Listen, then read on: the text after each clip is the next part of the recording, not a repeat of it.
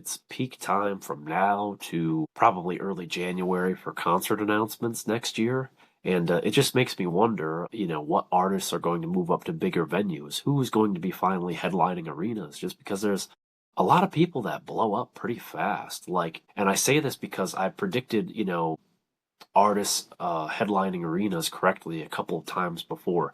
Like I never made like a huge big announcement to anybody about it. I'd only said it to like a couple of friends or like maybe one of my parents or something. But I specifically remember I will use a couple of examples for this. Is that I was shoveling a roof with my friend in March of 2019. We did that as kind of a side gig, and we were listening to Whiskey Glasses by Morgan Wallen, and at that time, that was the only song I knew by him. That was before I totally went down the rabbit hole and found that he was just awesome and has so much great material. Um, and by the way, kind of people were talking about him, I called that as early, like I said, as March of 2019, that I was like, he within 2 years, he's probably going to be headlining arenas. And he was. Well, I mean, if COVID would not have happened, he probably would have been, playing bigger places earlier. Just because, like 2020, like everybody was locked down, he dropped Seven Summers, and I remember everybody going nuts for that. That was like one of the biggest, single releases that I ever remember. And then More Than My Hometown came out. That also did very well.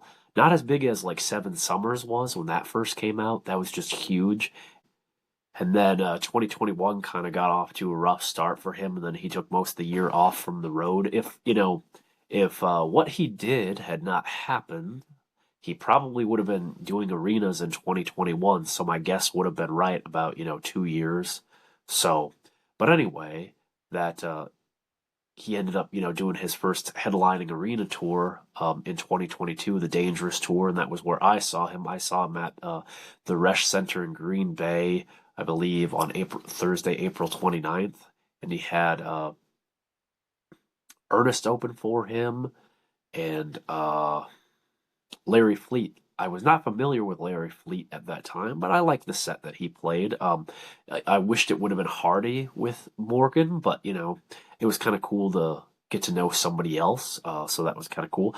But anyway, yeah, I predicted that Morgan was going to do arenas, and the other artist I said that about too was Greta Van Fleet. I remember finding them my senior year of high school. I'd heard like a little bit of buzz about them, maybe in 2017, but kind of like fall of 28, like summer into fall of 2018, I started, really listening to their stuff, and I was like, wow, they're really good. And I, had the thought that I was like, in about 2 to 3 years, they're going to be headlining arenas. And then also in 2022, they ended up doing their first headline arena tour. So, I ended up seeing them in concert on July 26th at the Resch Center in Green Bay. They had Rival Sons and the Velveteers open for them. I didn't know anything by either of those bands, but I may do like concert review of this concert and the Morgan Wallen concert, just because I have a lot of cool clips and pictures from those shows. So it'd be cool to kind of maybe have more of a specific story for that.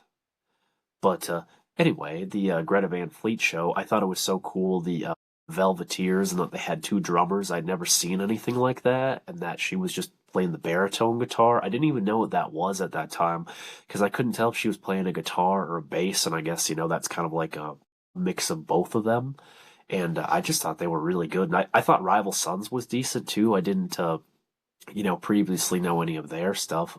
I may have heard, I'm sure I heard like Do Your Worst, like, a couple times before, and like maybe one other song. I don't remember if it was like Pressure and Time or what song it was, but there was one other one that I knew sounded familiar. But the thing that I have to say that kind of blew me away with Rival Sons was that they played the song Nobody Wants to Die, which was not even officially out yet at that time. So it was cool kind of to hear an unreleased song live. But the main thing that I remember that I had never seen this before was what they did with the house lights. Was that, normally house lights, it's, just a bright, white light like this that you see. but I didn't see any extra like rigging and stuff or different lights up there. But they change colors somehow, unless the arena just did that already. But I'd never seen that for anybody ever. That it was like they had like specific like panel lights in there. It wasn't like the stage lights that are like, circular and stuff. I had never seen anything like that before. And that was probably towards the end of their set, and that just blew me away. And that always stuck with me. And I mean, it's, been released as a single, since, and it's probably on like, their last album or second to last album. I don't really keep tabs on Rival Sons all that much. But anyway, I just thought that was interesting. Then, Greta Van Fleet's stellar show. And yeah, I knew ever since I listened to them, I was like, this is going to be a, headlining arena type of act. And I don't mean to judge, every band or every person by like, well, can they do arenas or not? But just for me, it's like that's the kind of production and type of show that I like going to see. Probably about 90% of, concerts I've seen have been arena shows. Like I've seen some stadiums and some kind of, clubs and theaters, but like, I don't know, there's just nothing like an arena rock show. I mean, I shouldn't, say that like arena country shows are bad either, but I don't know, it has a different energy to it, and there's more things you can do in that size of a room. And, I don't know, because I'm just not always like the biggest of like going to see, this person and just a little, kind of theater and stuff. Like, I don't mean to, be negative about that, but I don't know. I just like the production side of things because I like a show. I don't really like seeing just people kind of just stand up there at the mic, but that's, my own personal opinion. But that being said, because I had those couple of predictions right before, was that here are some of my thoughts of other bands and artists that, are going to be either doing bigger venues next year or may finally start headlining arenas. I say this because, like, with social media, that it seems like people kind of move up the ranks a lot faster than they did. There's some that I'm surprised that aren't, kind of higher up than they are. They deserve to be playing for more people, in my opinion, some of those bands, but I will share those when I get to them. But my thoughts are for next year that, either next year or the year after that, I think Ella Langley is definitely going to be playing some bigger venues. Um, I could see some arenas in her future very soon, like headlining arena shows. As far as I know, I don't think she's, done any as to date. I could be wrong on that, but as far as I know, she hasn't done any yet.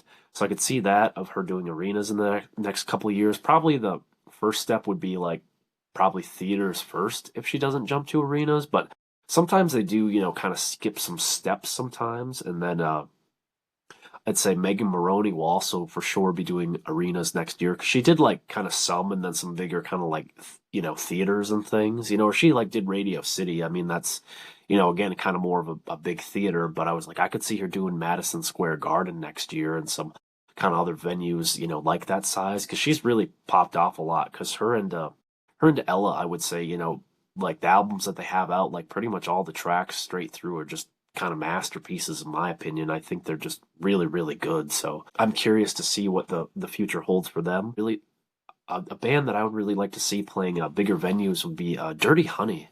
I mean, they've been kind of moving up the ranks more in the last couple of years, but it seems like kind of some of these rock bands, like Greta Van Fleet included, it seems like it kind of takes longer for them to fight their way up than some of the country people. Maybe because just country is, so much more popular now. I mean, for rock has come back, I'd say quite a bit in the last few years too, but it's not quite having the kind of revival that country music has, just because country's really just taken over.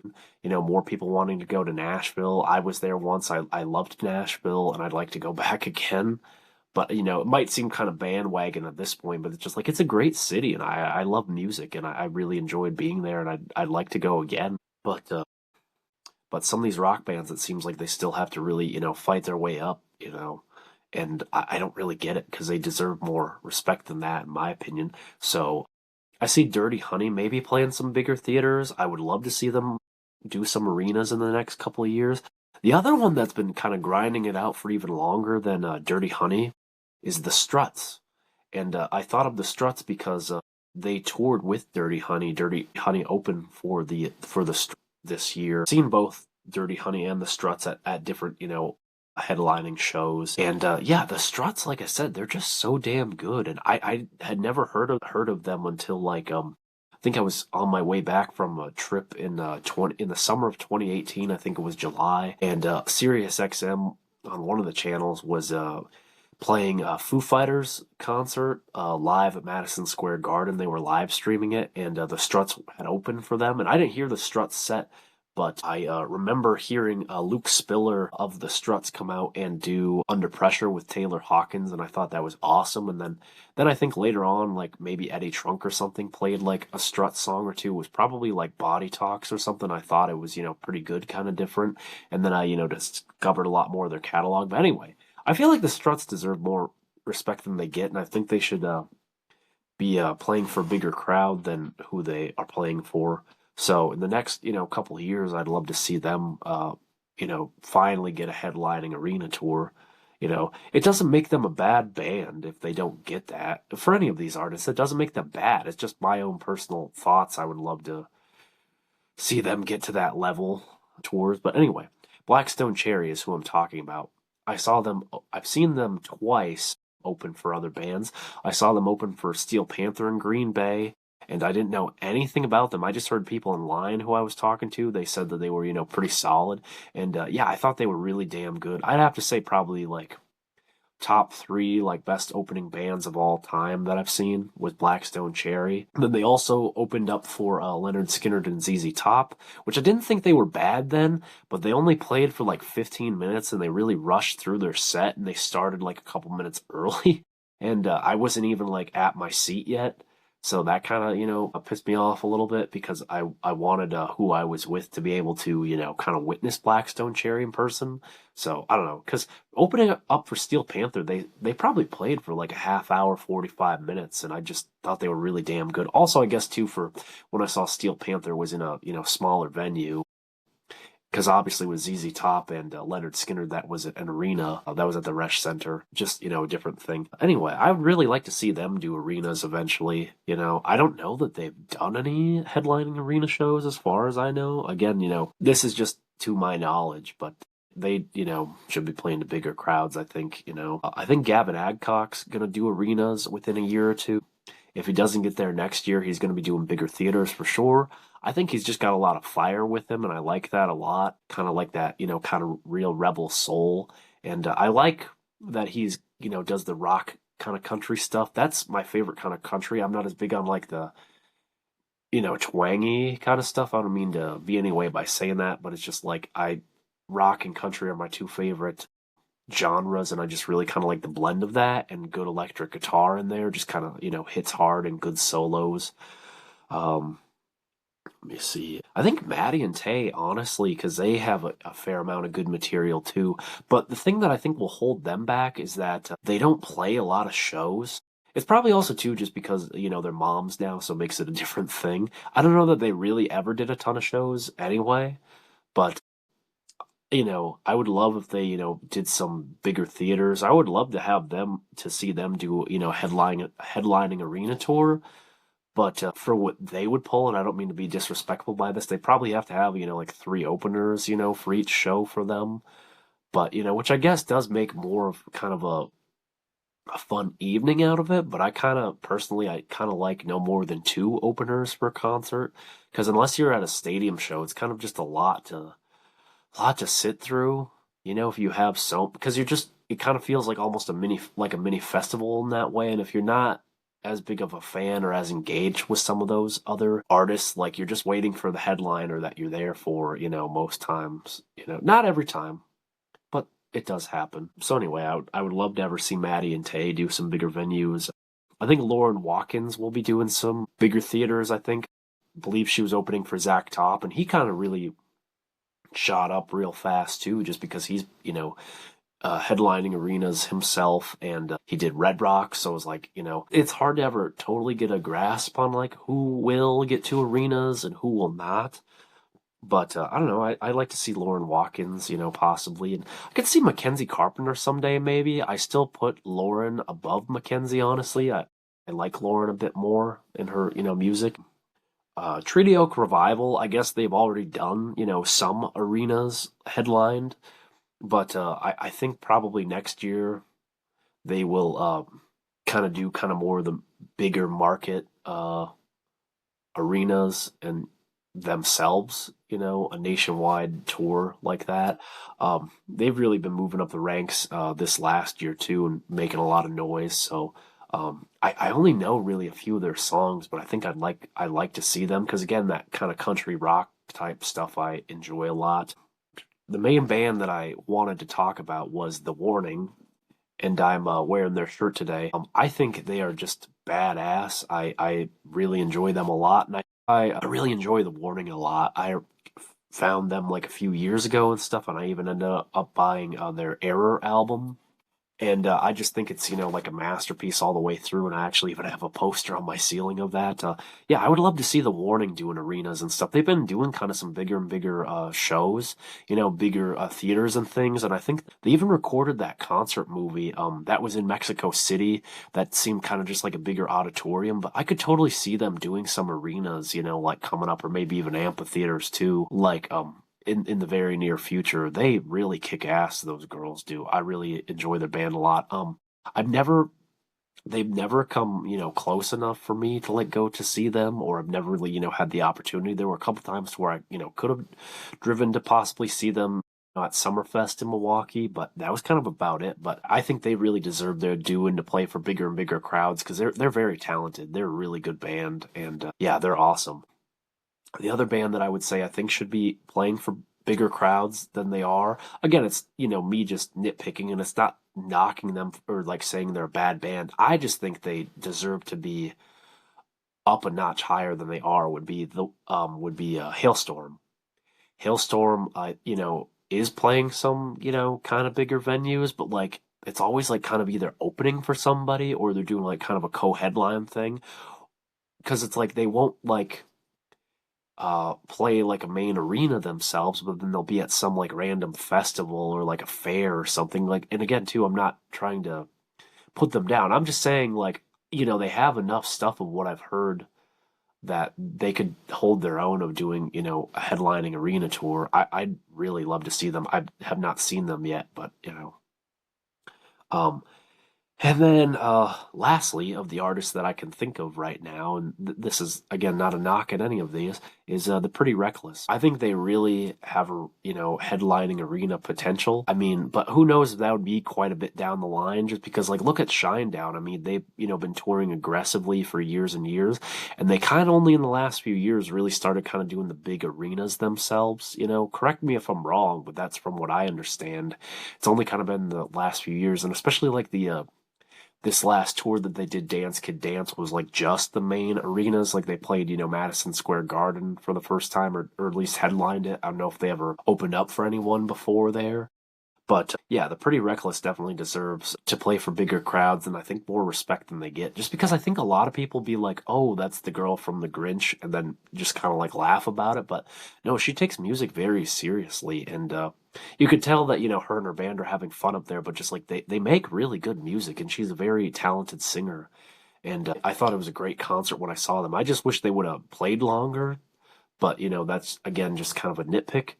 But I think they could, potentially, like I said, headline arenas. I think what they would have to do, though, is I know they're, very basic and kind of, just, like a couple amps in the drum kit. If they were ever to put a little bit more into their production, like even just like the backdrop or something behind them, because like there's a lot of, like Taylor just sings for most songs. She only plays guitar on like, a couple of songs that I know of. So like she'd kind of have more free reign. So if they did have a stage set for her to be able to kind of interact with the crowd more, I think could be kind of cool. I had read that in a subreddit before, and other people were kind of like, well, they're very kind of bare bones and stuff, and I was like, yeah, which there's a thing to be respected about that, but I was just like, I could see them getting to that point someday. I thought, Death by Rock and Roll was just is an amazing album. I think the whole way through it's just awesome. There's not a bad song on that album, so you know I'm curious to see what they do next. I'm also wondering if they'll do any special shows for this Christmas EP that they. I think that would be pretty cool. Just a few kind of like one-offs in December maybe, but who knows if they will or not, but yeah, I would ever love to see them headlining arena shows. Probably more realistically would be like bigger theaters for them. Yeah. So those are kind of the bands and, artists that I'm thinking will either be doing bigger venues either next year or within the next couple of years of, either moving up to theaters or to arenas. A lot of them probably will make the jump to arenas just because it seems like so fast because there's even people too that get like thrown into stadiums, and there's a lot of people I kind of like shake my head at that I'm like, why are they there and not, so and so who I like better? Again, just, personal opinion, but these are my thoughts right now. And maybe I might even make another episode, commenting on once some of those announcements happen, or like if there was anyone I missed that I think should be headlining arenas. But that's kind of my thought right now, and I'm really happy for these artists and all the success that they have, and I just wish them the best in the future. And speaking of the future, if you liked this episode, feel free to check out my other ones. Like this episode, comment to let me know your thoughts. Was there anybody I missed? Who do you think could be or should be playing in bigger places next year? Um, and yeah, feel free to let me know your thoughts and follow along on the journey. And you're not going to want to miss an episode. I talk about music and comedy and podcasts and movies. I'm very knowledgeable of, pop culture and random facts and, just a whole lot of stuff. And I think it's going to be a lot of fun. And hopefully, I'll have some friends on here. And I think it will just be a real good time. So stick around and don't miss out.